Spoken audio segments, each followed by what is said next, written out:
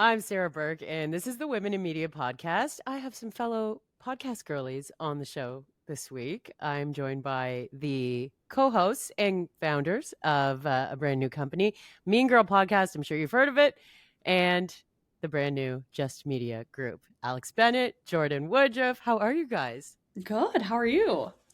I mean, I've just been watching you guys go the last few weeks. I'm surprised you had time for this. Well, Jordan's very good at making our time. She She's can the make 1 planner. hour 5 hours. Yeah, and I can make 1 hour 1 minute. So it's What's on the docket today? You're like in this basically like the beginning of it all. so with this new phase, what we decided to do was have some guests on every once in a while. So Jordan and I like do our episodes because that's just like the tried and true. So, and then we'll sprinkle in guests. So today it's Jason Tartik. So we're interviewing him later and we're very excited about that. And we're also doing merch. Jordan's doing merch. And we're doing website things and infrastructure. So first of all, congratulations on just launching Just Media. And I kind of want to go back to the beginning because a lot of my audience doesn't really know about you guys. But I know that you guys were at Barstool, and I actually wanted to tell you this off the top. I think I may have applied to be the producer of the Mean Girl Pod or something at the very beginning when you guys had just joined Barstool. I saw Erica Nardini putting up a post, and I follow Erica. I think she's complete boss, and I was like, oh my god, I'm going to apply for this. I was trying to get out of my job at SiriusXM previously. Anyway, you guys just did your thing, and after 2 years now you're doing your own thing. So let's go back to the beginning and how you both met. I know you've talked about this on your podcast, but let's recap. Oh gosh, back to the beginning of how we met. So I'm from Minnesota and Alex is from Oklahoma, and she started at Barstool 2 months before I did, and she was doing mom and daughter content. So she got hired in August of 2021, and then I got hired in October of 2021 doing pop culture. And Alex was the first person to ever say hi to me at Barstool. But Nice when I girl. met her and I both were like, I don't really think we like each other. But I think it was like the Midwest in us because we're so used to like that Midwest Southern nice that we were like, is this real? Is this fake? We don't know. And then we kind of were just doing our own thing for about 2 months. And then we got into a little bit of a tiff with Dave that brought us together. And our manager was like, you guys have this unbelievable chemistry. It's very organic. It's very like smooth. You feed off of each other very well. You should try doing a podcast. Because back then, if you had any type of talent to some degree, they're like, do a podcast. So we started Mean Girl Pod, and we didn't really think anything of it, and then all of a sudden it just kind of like blew up for the best. Now we're here. Now, Alex, maybe you can speak to like calling it Mean Girl Pod. Why? Because I'm meaner? I'm just kidding. So the reason we call it, so this is Barstool's superpower, is they make things very organic. And so we had a fight with Dave basically about a video that Jordan and I had done together. And he kept being like, you guys are just mean girls for that. Like, you're a mean girl. And he kept saying it and he kept saying it. And so when our manager was like, you two should do a podcast together, we'd be the dumbest people on the planet if the name of that wasn't Mean Girl. Mainly because that episode of the Dave Portnoy show was the highest performing one. Like, it just like popped off. And so you take that and you ride the momentum of it the Barstool way. And so we took that name and then we started the podcast very quickly afterwards. Yeah. And one thing though, now that we were interviewing PR agents yesterday, and one of them was like, we might need to do like a little work around the name, like how we're going to pitch that, because you're not mean. And I've never thought about that. So it's like at the time it made so much sense. But if you think about the longevity of it, you're like, well, the obvious thing we always say it's called Mean Girl Pod, and then immediately we go, but we're really nice, because it's just even when we wear our merch in the airports, we'll always laugh because people will be like, "Are you mean?" And we're like, "We should think about that name." But in itself, though, that's like some great marketing, like an inquisitive discussion about like, are they really mean or not really? Content of Mean Girl Pod then versus now. Would you say in season 2 that you're moving in a different direction? I would say we are, but as on purpose as it was, right? Like, and Jordan and I we talk about how season 2 is a lot more elevated and it's more mature. And you can even see that in the branding that we chose. Oh, yeah. But also, even if we had never discussed that we were going to do that, I think our lives in general after leaving are more mature, more elevated. We've had like a total, like Jordan's now in a relationship and Yeah. I'm now single. And so it's like, that's a shift. And then your mentality just shifts in general. So whether or not at first we meant to do it, but then I think even if we didn't mean to, naturally our lives are in a much different place. And I think where our lives are to feel much more authentic to who Jordan and I are.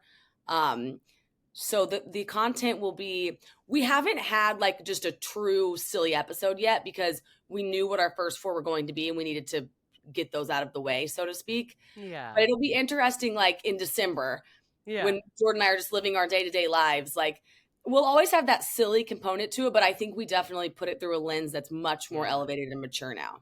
Yeah. Yeah, I think that's like the cool thing about Mean Girl Pod too is that, I mean, it's only been 2 years, but we've grown up so much in 2 years, and like our listeners get to grow up with us. So I think organically, without even thinking about it, our content's going to always change with like the evolution of what's going on with Alex, me, Just Media, relationships, single, and just like everything going on in our lives. So it's really cool. Yeah. And, I mean, you just got us into this, Alex, but like you guys are talking a lot about your personal lives. Like that last episode, Alex, I had the like gulp in my throat when you were like having these long gaps of silence because like you could tell it was really hard for you to share what you were sharing about your relationship. And as a public person who's also gone through some shit that I'm always wondering about how to cover it in the public eye, because like I never want to lie about what I'm going through, but I also want to respect other people around me, right? So, and Jordan, you being in a relationship now and talking about that, having him actually as part of that episode that was, I think, a couple weeks ago. How are you both feeling about sharing so much about your personal lives? Jordan, why don't you start? Yeah, so I really enjoy sharing my personal life on the podcast. For some reason, I feel like when I record, it's only Alex and I in that room. We're the only 2 people who'll ever hear it. Like, I have a hard time remembering that hundreds and thousands of people are going to be listening to this audio and see clips of us.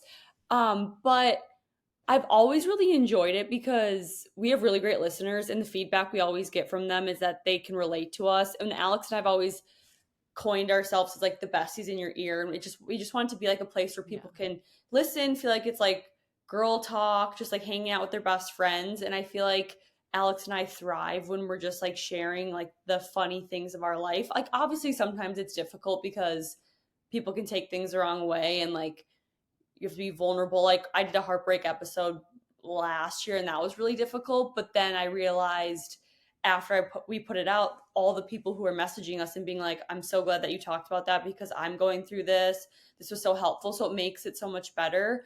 So there's obviously things like I haven't shared. Maybe I will, maybe I never will, but our listeners allow it to be such like a safe place where I always love sharing my personal life, and they've taken the relationship so well because they've been with me through all my horrible dates over the past 2 years. So it's like fun. They're like growing with me. They're like all my friends. I get to hear these crazy dating stories besides Alex. And Alex, back to the lump in your throat. Like, oh my God, I was like on the end of my seat being like, oh my God, is she okay? Like, that was a lot for you to share, and kudos for the way you shared it. Thank you. It was that I knew there was a day that came, right? Mm-hmm. And while I had lived it earlier, like months earlier, that episode brought it all. Like, that was like the last thing I had to do. So it brought back all these emotions. Like, I feel like it was your first body day. got you sick. My body got no. That's why I was sick that week. My body got me sick. I believe it. Jordan walked up like before the episode, like before we did the episode, and I was just sitting upstairs by myself, just in hysterics. Not because I wanted to do anything. Like, I would pick it all over again, But just the fact, it's just so overwhelming, I think, emotionally. But I'll say this. When it came out, I thought I'm gonna have I can't do this week. I can't look at my phone. I can't do anything. I woke up on Monday and I knew it was out, and I had this. It was like somebody picked up a bag of bricks that I'd been carrying, and I feel all the relief in the world, and I feel like myself, all my life matches up now. The podcast is caught up to who Alex is. When I see somebody on the street, they're not like, "Where's Graham?" They're like, "Okay, we know." Like, and I feel really good about that. So I'm really happy with it. But it was a nightmare. Oh, I know. And I've lived something similar, just in that, like, the guy that I was with until May, he works in the industry as well. See each other in the same rooms all the time, right? And there's a way you want to deal with your breakup when you're a public person, right? In respect to that person that you've spent so much time with, but also where it's like, we both have professional lives, we want to continue living here, right? So major kudos to both of you. So what is, like, the craziest piece of feedback that you guys have received from a listener? You can both choose one. Might be the same, might be different. Well, we receive a lot of Yeah. How long do you have? hateful feedback. Really? Oh yeah. I mean, but that's just like the name of the game. You know what I mean? The worst I've got is, like, someone took the time to email me that my guest said "like" too many times a few weeks ago, and I was like, really? Like, thanks I for would your feedback. You good? Please tell me you responded back and you were like, "Hi, like, I don't know, like, it wasn't really that bad." Yeah, you got to troll them. You got to troll them back. You know what? You know who gets me in terms? You know the ones that get me in terms of feedback that I didn't realize until this last episode, Jordyn. It's the people that I kind of know, or like I have, like, they're like I don't have their phone number, but I know them like through a friend of a friend, and we Instagram DM, and they'll get in there and give me like constructive, long. We'd like to hear more, and I'm like, wait, I'm sorry. I want that from somebody I don't know at all, or my best friend. But it cracks me up when I'm like, and I know it's not a bad thing. I'm just like, oh. Yeah. One time there's like this clip from Tom Holland, and it was like, if you don't have my number, I don't want to hear your feedback. And like that's how I feel sometimes. Like if it's nice, I will hear all day, but if it's rude or vindictive, I'm like, just save your energy, please. Yeah. So the out from Barstool, I feel like that was a really ballsy move for you guys. And, you obviously were thinking about how to elevate what you were doing while you were still there. But it's still hard to hear, oh, we're not renewing, or whatever that conversation would have been with Dave. So biggest lesson learned from the Barstool times, moving into, like, just media. Oh gosh, I feel like Barstool taught us so much. I think my biggest lesson was never let your loyalty like keep you in a situation that your common sense would get you out of. Like you want to stay at Barstool because it's the name, it's what you always wanted. But in your head, common sense wise, you're saying, where do I want to be in 5 years? And what do we deserve to make on a monetary standpoint? Yeah. And then you say the two don't match. So you don't let your loyalty keep you in that when your common sense is saying that doesn't make sense.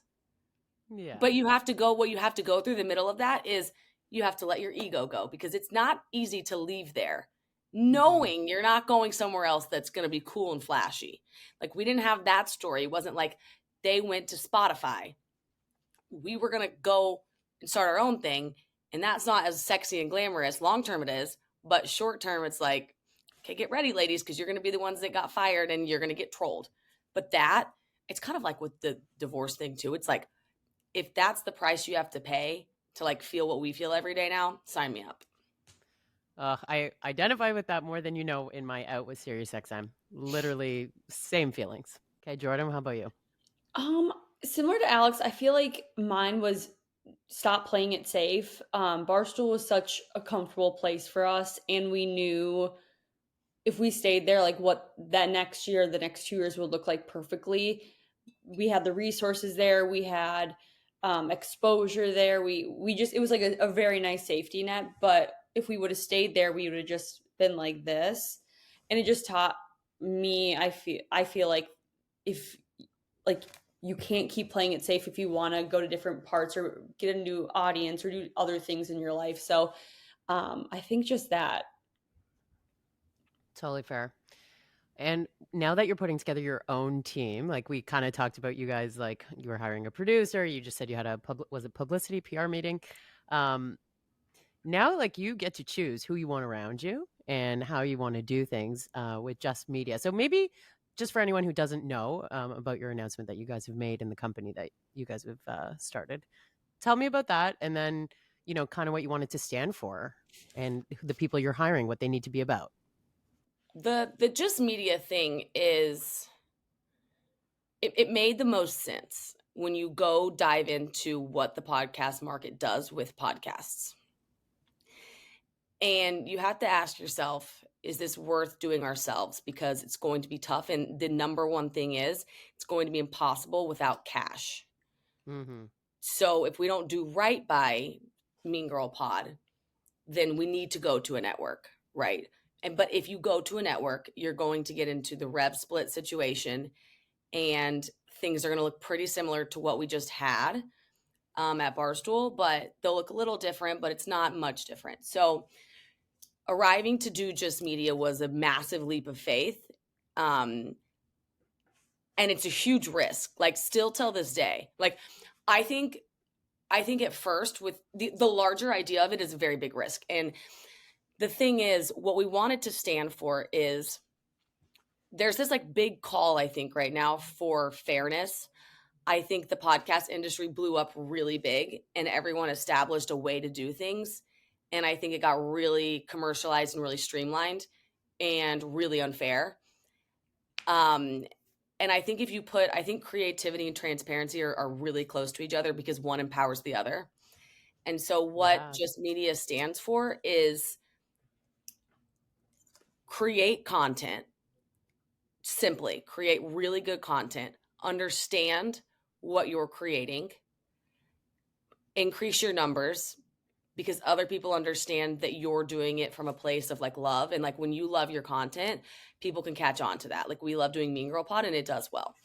And then sell the crap out of it on all different platforms so you monetize it, and then compensate the creators very fairly according to the success. Mm-hmm. And it's just a really simple model of media. And it's empowering to people and they learn. And it just, I think it puts the back in podcasting and creating content, just doing things a little different, but it's not that novel of an idea. It's quite obvious. It's just different than what you hear. Mm-hmm. Jordyn, maybe you can talk about some of the people that you're trying to bring on board or already have. Yeah, so we're in a really exciting phase right now because we're starting to bring people on board like as of next week. How many people are there right now, by the way? So it's Alex and I, and then we have two Two. producers. Yeah, but then we have a production team as well. Cool. But we're hiring other people, and we're talking to so many very cool creators that we're going to be getting on board in the next few months. So it's going to be looking very different soon. But I think for us, the biggest thing is we're just looking for really awesome people to surround ourselves with who are hardworking, motivated. Like, for example, the producer we're working with, he approached us. He made a video. He showed us his qualifications, and he did the job like before we even hired him. He was like, this is what I want you guys to do. This is how you could change this. Like, he had so many very cool ideas with us, and he was so proactive. And that's what we're looking for. We just want hard workers that are self-starters. No, you lost me? There she is. You're back. There you go. Okay. This is what it's like, Alex, to be you. I'm enjoying myself. I'm having a great time. Where'd you lose me? He was doing a job before. Oh, yeah. So long story short, we're just really looking for people who are self-starters, hard workers, and just want to go above and beyond on a regular basis. Like, we don't want to hold anyone's hand. We want to be working with people who are just like excited and lifting everyone up and to be positive. So, and that's like, that is who we're surrounding ourselves with currently. There's something to be said about, being able to show up and just do the show and leave it in the hands of trusted people and not stress about the post production, right? And that means like creating the team that works the best for you two. Then with your other creators that you'll work with, like, is there anything in the podcast industry that has really inspired you both? That maybe has played a role in the why and the how? So Jordyn is our content consumer.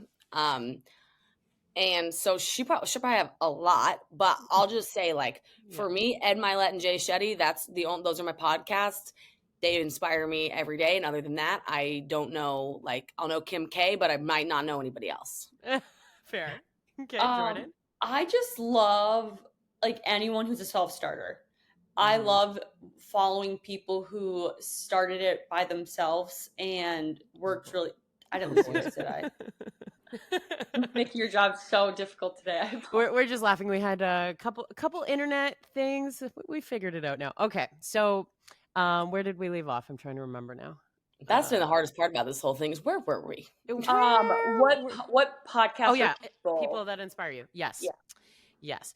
So I just saw Alex Cooper's Call Her Daddy live in Toronto on the weekend, and to be honest, I feel like I've outgrown a lot of the content, especially because like I'm not someone who she's on like a bachelorette kind of tour, right? So there were women in the audience wearing they're wearing their bride gear like it's a bachelorette party, which is insanity. And I saw people lined up outside like an hour before doors. I literally said, like, is Drake here? I don't understand.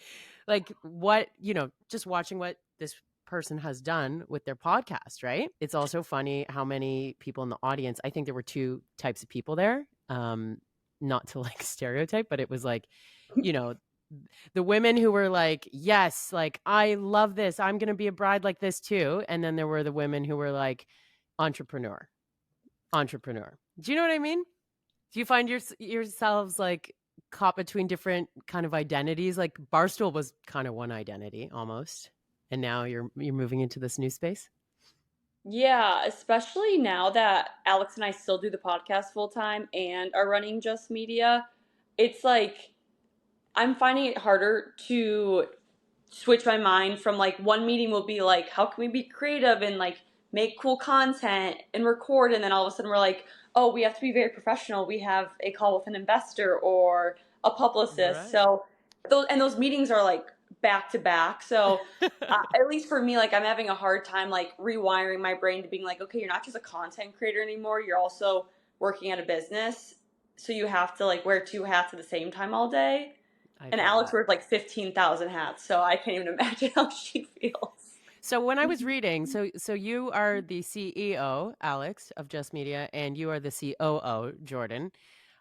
Yeah, like how'd you guys decide on that, and like even filling in like the blind spots of where one person excels and the other person doesn't? Well, where we excel in one, it's you just need about an hour with us. And you would be like, and we didn't know this when we started working together, like we had to build, like I always say, like the number one thing I do with Jordyn is like it's trust. And if anybody ever asks me like how do I pick my co-host, I would say make sure that you just fucking trust that person with everything in your life, right? And in all the like since I have known her, there has not been one day where I have wavered on the trust factor. But and so that was like, I feel like that's like the basis of us. But what we got really lucky with was we're polar opposites in working styles. And they're highly complementary. Like Jordyn, her superpowers are anything in that operations wheelhouse and data, numbers, deliver, just basic little tasks. Like I can't do those or see them. And she just naturally can like do them all so well. And then like she can see like big picture of like data and things that need to be done. And like, I can't even understand it. Yeah. And it's like, I watch her and I'm like, that is so fucking cool. But I can't do it. So it's like, we got really lucky that we're so different. And like, we have a really nice relationship of like, should he text me and be like, we have an interview at 1:30. And I'm like, what? And I'm going to quick compliment Alex because she was so kind. She is like the most well-spoken, smartest person you'll ever meet. Like that's, I think what we've talked about this, like what bothers me at least is like people assume, and I know Alex, you got a lot of this when you did like Sweet Home Oklahoma and stuff. Like people assume because you're blonde or from your Oklahoma, you do content, you're not necessarily like going to be the smartest person in the room. You put Alex in any room, any situation, she will be the smartest person in that room, but it will never come off as like cocky or like too much. It's just like when she talks, I'm like, how do you even know how to articulate anything that we're taught? Like, it's the craziest thing. It's like she can just understand any language or any conversation. So we could be in front of an investor, we could be in front of an interviewer, we could be in front of a publicist, and she just like knows how to communicate with them, and she can like just match their energy, and it's like the coolest thing you'll ever watch. Which I mean, you see when we record, but Yeah. like that is her superpower to a T. And she's very smart. Yeah. Go ahead, Alex. What were you going to say? No, I said that was really sweet. Oh, sweet. Jordan and I have a crush on each other. Yeah. Oh no, I was like, and my biggest nightmare is speaking in front of investors or other people. I'm like, I don't want to talk. Well, it's funny too, because like in one of those recent episodes, I learned that you were dyslexic. I had no idea. Like you're joking about like reading the mid-roll ads and how you can't read it. I was like, oh my God, like I never would have known that. And you two are just like leaning on each other. It's good. Oh yeah, I don't read, and I don't like to speak in public unless it's like interviews about Mean Girl Pod. I'm like literally, we'll be in meetings and like people will be like, Jordan, why don't you talk? I'm like, I don't need to talk. I'm taking notes. I'm strategizing. I'm doing the behind the scenes. Yeah, I'm gonna let yeah. her speak. But like that's Yeah. why we work, because we complement each other in the perfect ways. Like you can't have two people who are like the talkers or two people who are the strategy. Like it just wouldn't work. Yes. So this podcast being about women in the media space, I did want to ask you both how your experience has been as a woman in the space. I've definitely had my moments where I wanted to say some things that would not be very professional. I've also had great moments where I felt completely empowered. So tell me a little bit about that, especially like joining like a company like Barstool at the beginning. That's a good question. Yeah, it's a loaded question too. It definitely is loaded, and I'm sorry. No. But think of it this way, some good and some bad, right? Like there's positives and there's negatives. And I bet you all three of us have the thickest fucking skin because of exactly how we've come up. I was gonna say the biggest thing is, I mean, my skin is, I don't know if our skin could get thicker. Like We're reptiles. No, and like the backbones we've grown. Yeah. Yeah, I don't know. Being in media, I feel like it's just taught us so many things, from just like not allowing hate to affect you on a daily basis to being careful what you say, because there's so many times Alex and I have been like we maybe had to re-record an episode because we got all our anger out, and they're like, wait, this isn't who we are or what we want to show ourselves to be or show Mean Girl Pod. So learning how to like speak and like hold it in or say what's appropriate. I don't know, it teaches you so much more than people realize. They're like, oh, you just create content. I'm like, oh no, if you're in media, like you learn so many different ways to just like be a better person overall. Yeah. I think I will piggyback off that on, and Jordan and I talk about this a lot, but like you have to become really comfortable with who you really are, because when you put it out there for so many people, and I think inherently Jordan and I used to be we're not people pleasers, but we always say like kind of can conform to who we're around a bit. And so when we put these episodes out, it's like we're being ourselves, and sometimes people are like picking on X, Y, and Z, or like we had a coworker that was just like, you guys are idiots, and we were like, but we were just being ourselves. So and it's like, yeah, on the basis of that, you have to become really comfortable with who you are and be okay with it, and then ignore all the opinions that don't fit. And that, I think that's great for like podcasting, but I think it's really good. It's helped me a ton in like everyday life too.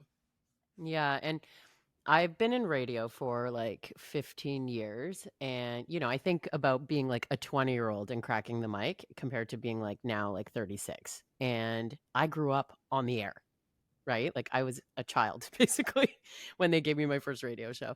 So there's also an exercise in like, when do you lose the voice in your head that's telling you like you have to put this on and be that person instead of like be you?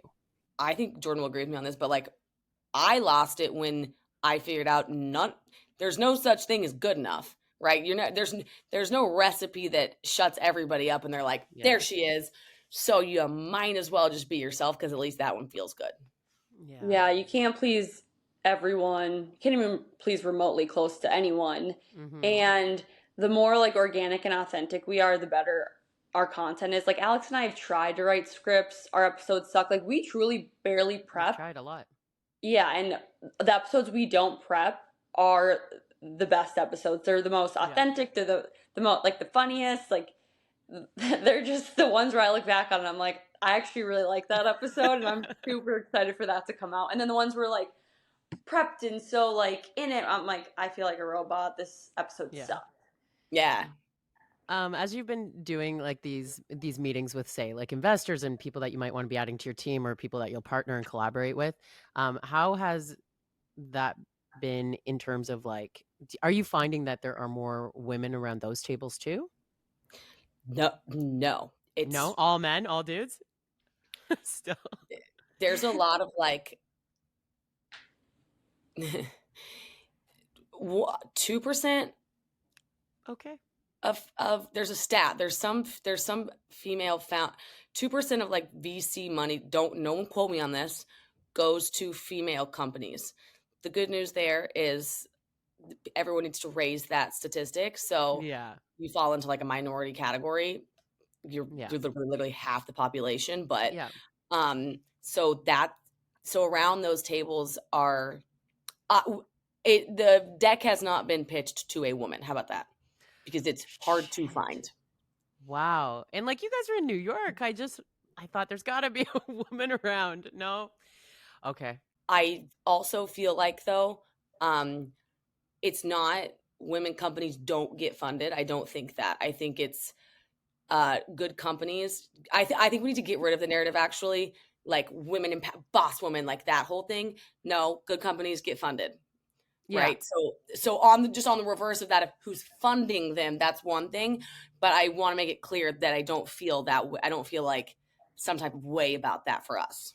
Got you. So at the end of this episode, I will ask you to like, give me a couple names of some women you completely admire, who will have great stories to share on a podcast like this. But while we're getting there, I also just wanted to like ask about your proudest moments, both of you, over the last few years, because I feel like, you have shared a lot and you've grown a lot. And I mean, I know that just as a listener of your podcast, but what makes you most proud right now?